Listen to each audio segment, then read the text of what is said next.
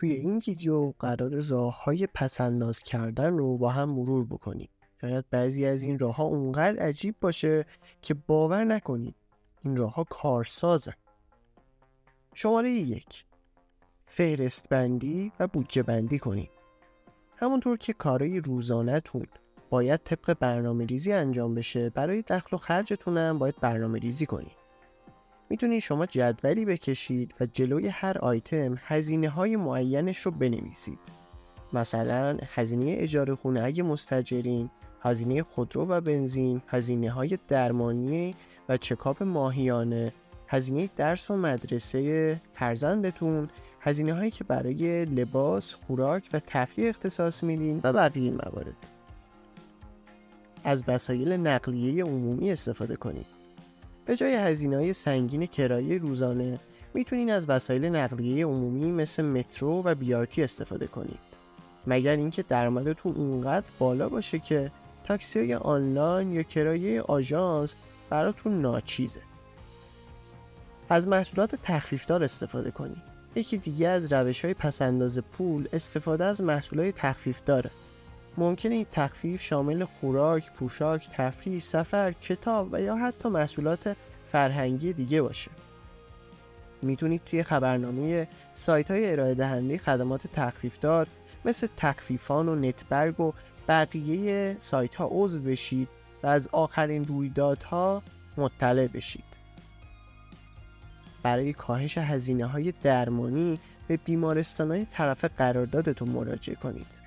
بیمارستانایی هستن که طرف قرارداد با بیمه‌های تکمیلی و یا بیمه‌های رایگان مثل بیمه نیروهای مسلحن.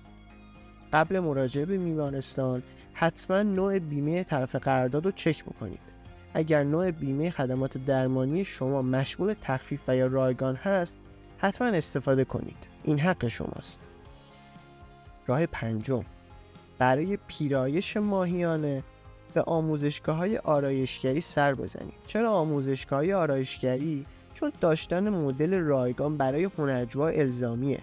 هنرجوها برای تمرین آرایشگری از افراد میخوان تا مدلشون بشن و بدون دریافت پول موی اونا رو اصلاح میکنن. شماره 6. از تورهای تخفیفدار یا لحظه آخری استفاده کنید. اگر زیاد اهل گردش و تفریح هستین و نگران هزینه‌های سفرید، میتونید از تورهای تخفیفدار و لحظه آخری بهره‌مند بشید.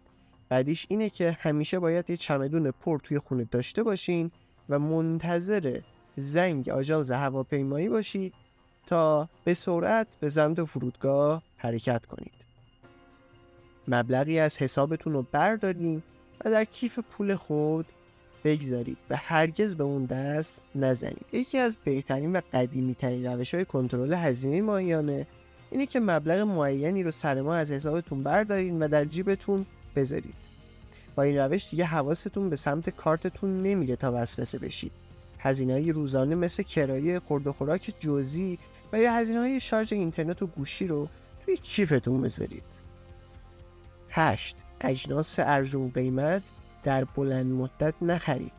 حتما این جمله معروف رو شنیدین که انقدر پولدار نیستیم که جنس ارزون بخریم. یعنی اینکه اگر شما یک بار جنس گرون قیمت خریداری کنید، به دلیل کیفیت مطلوب و با دوام‌تر بودنش این جنس دیرتر کهنه یا خراب میشه و شما مجبور نیستین سالی چند بار اون جنس رو بخرید. 9. به جای خرید محصولات فرهنگی اونا رو اجاره کنید یا به امانت بگیرید. بهترین مثال عضو شدن توی کتابخونه‌های شهرتونه که به جای خرید کتاب یا محصولات فرهنگی میتونید از اجاره کردن یا امانت گرفتن اونا استفاده کنید. 10. به دنبال آموزش و یادگیری باشید. بدون هیچ اطلاعی وارد سرمایه گذاری نشید. حتما کتاب‌های با موضوع بازاریابی، فروش، تبلیغات، مذاکره، مدیریت مالی و پس‌انداز رو بخونید تا هرچه بیشتر مطالعه کنید و این مطالعه بیشتر باعث میشه که بیشتر رشد کنید و با درک و آگاهی بیشتر قدم بردارید.